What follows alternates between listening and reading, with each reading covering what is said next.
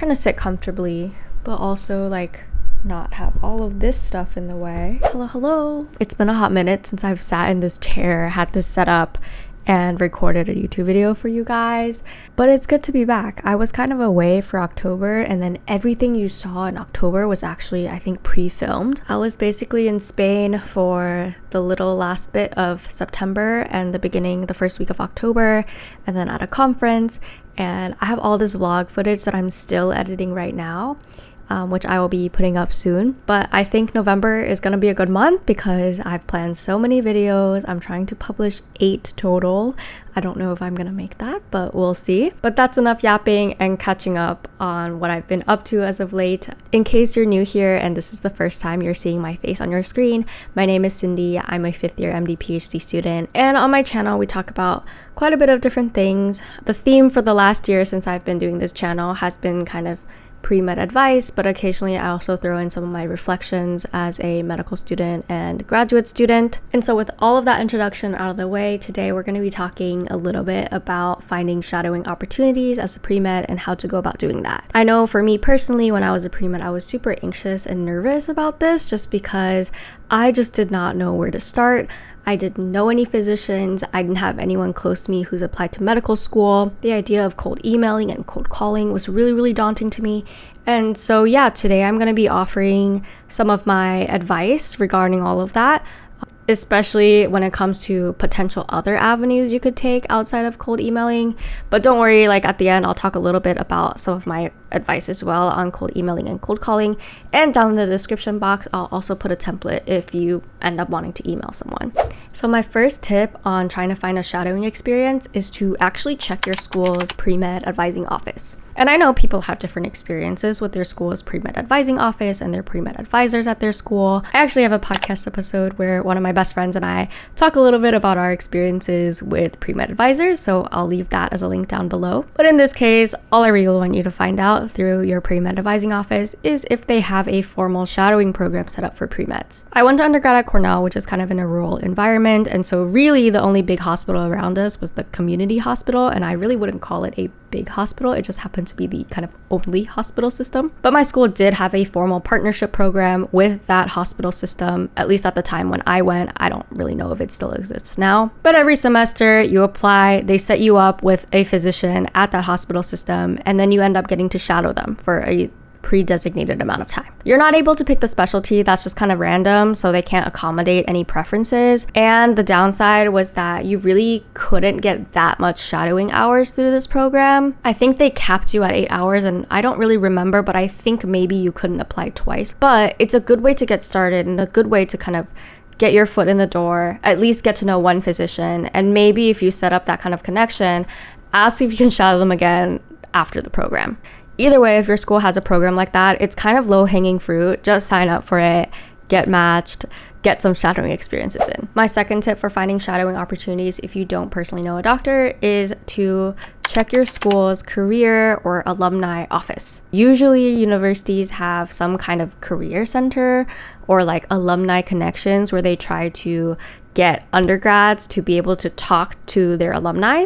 Sometimes that's through the career office, other times it's through something else. It kind of just depends on your school. So back when I was attending Cornell, we actually had kind of like an internal LinkedIn platform where alumni can put their contact information down, including their email, phone number. The platform has changed now, but back when I was an undergrad, it looked a little different, and alumni can even put if they're willing to let undergrads shadow them or like follow them at work for a day, because this platform isn't just limited to healthcare professionals. I point this out because pre-med sometimes overlook this sort of resource because it's not pre-med specific, it's not even medicine specific. But for me, I was actually able to find physicians on there sharing their contact information, sharing their office phone number. There were people even offering like to host a student, like the hospital they work for is in California and like Cornell is in New York, so they were like, oh, you're welcome to stay for the night or something. It was like very interesting. You might be like, Cindy, that's just cold calling, and I agree, it kind of is like cold calling because I don't know these people. However, the difference between this and like straight up cold calling is that these physicians put their information in a readily accessible location and have indicated that they're willing to let you shadow them. And so knowing that fact ahead of time and knowing that they're willing to mentor students helped with my anxiety, I think. And I really only ended up reaching out to one, and he let me shadow for, I think, a whole week. I know these sorts of career platforms are usually aimed at, consulting or finance or, I don't know, people trying to get a Google referral. But in my case, at least, I was able to find some doctors. And so if your school happens to have something like this, definitely don't overlook it. My third tip to finding shadowing opportunities, if you don't actually personally know any physicians, is to get to know some physicians. And this isn't a tip that'll work for every single person. So if this doesn't apply to you, just skip to the next one.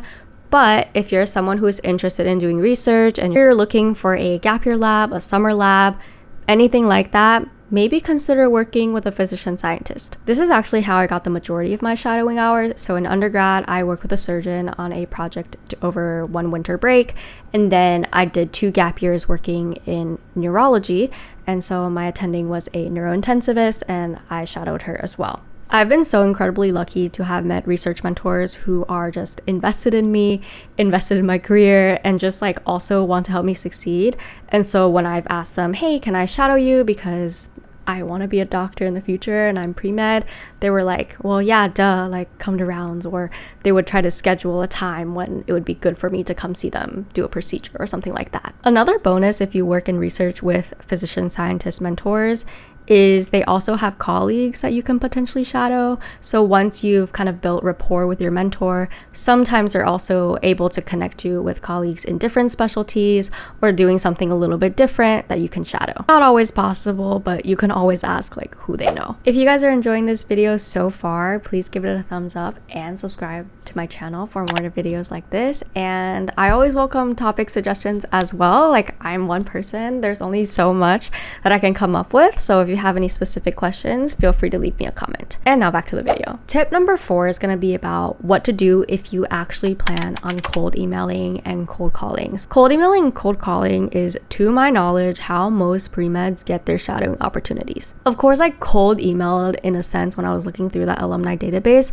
but I never took a shot in the dark, pulled up a university website and started emailing doctors or Googled clinics close to me and try to figure out who to call. I never did that. But I still do have some advice if you're planning on going this route. If you go to an undergrad where it's affiliated with a university hospital, your best bet is probably to find something affiliated with that university hospital, either a program specific to that university hospital in your undergrad, like I mentioned before. But if something like that is not available, I would look into medical school faculty that you could potentially cold email. How do you find their emails? Sometimes you can find their emails through papers that they've published, or sometimes there's some kind of internal database that you have access to as an undergrad that is somewhat affiliated with the university hospital. But the reason I point out medical school faculty is because medical school faculty usually works with med students, which means more likely than not, they enjoy mentoring med students,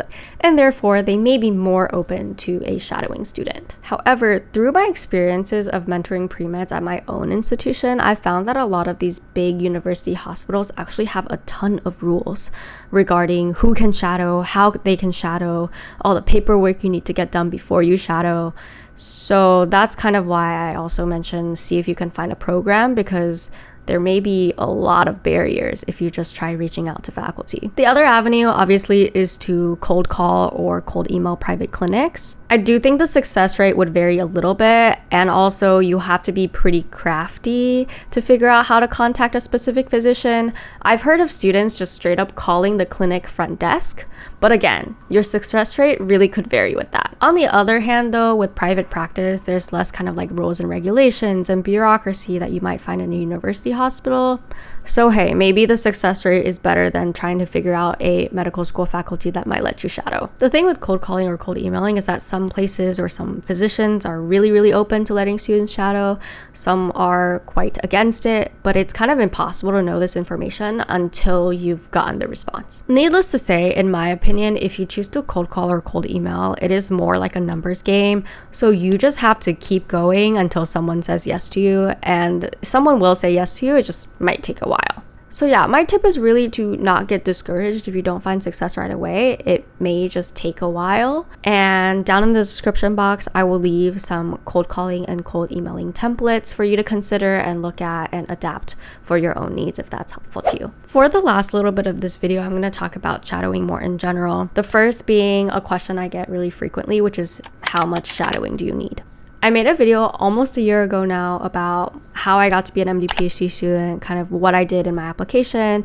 And of course, in that video, I did talk about shadowing, albeit quite briefly, because frankly, you don't need that much shadowing. While you can't get away with not having any shadowing, I would probably say that shadowing is one of those checklist items that you just have to do, but you don't have to do like a whole ton of. You will see on Reddit, Student Doctor Network, whatever, people having, 400, 500 hours of shadowing experience. That's not necessary. I really think it's diminishing returns after about 100 hours, and I wouldn't do too much shadowing beyond that unless you personally find it to be beneficial or you personally find something to be super interesting and you just really wanted to see it. And I think the goal of shadowing is just that you know what you're getting yourself into. You know what a doctor does, you've had some exposure to the field, and that's it. You're not really expected to do anything active in shadowing. Like, you're not helping the doctor with anything. You're really just like passively observing. And so that's why I think beyond 100 hours, it's kind of like diminishing returns. And if your goal is to get like 500 hours overall, I would say that's overkill. And I would probably spend like 400 of those literally doing anything else, whether that be like research, clinical volunteering, working, something else that is a little more active than just like watching a doctor do their job. And on a similar vein is like, how much shadowing do you need? I don't think it's like bonus points, so to speak, or like better if you did one specialty longitudinally versus like a couple different specialties over, some amount of time. Do whatever is helpful to you, do whatever is interesting to you, do whatever is available to you. If you found one doctor who's letting you shadow for like 100 hours, you're interested in it, you're not bored with it, you're getting a lot out of it, then by all means do that. On the other hand, if you found a couple different specialties that you're interested in and people who are willing to let you shadow, then do that. Like, there's not kind of one better than the other. I will say though, having shadowed different specialties, you kind of get to appreciate the different things that doctors can do across different specialties. And so that's kind of what I found to be beneficial about my personal experience. The last part of this video I want to address is virtual shadowing, which actually didn't really exist when I was applying to medical school and preparing to apply for medical school. I think virtual shadowing is something that was born out of COVID and the pandemic, and shadowing being not very available because of the pandemic. But it seems that it's here to stay, and that there are different companies that kind of offer virtual shadowing as an option for students, some free, some paid. So here are my 2 pieces of advice regarding virtual shadowing. 1, never pay for it. Do not pay for virtual shadowing. It is not worth it. And 2, you probably can't get away with only virtual shadowing. Like, again, this is something that was kind of born from the pandemic when in-person shadowing was really not available. And so now that it is possible to find in-person shadowing again, I have a hunch that admission committees won't really like it if you only had virtual shadowing. I'm not making definitive statements because I'm not on an admissions committee. This is just a hunch, a hypothesis, whatever. But if I were to apply to medical school at this time, I would 100% prioritize in-person shadowing over virtual, because I feel like admissions committees would probably prioritize in-person experiences more than virtual ones. And so that's all I've got for today. If you found this video to be helpful, please give it a thumbs up and subscribe to my channel down below for more videos like this. Let me know if you have any additional questions and I'll try my best to answer them down below. And I will have one more shadowing video coming up this month. Crossing my fingers that I'll get it all done. But until the next time, you guys, thank you for watching and see you in the next one. Bye.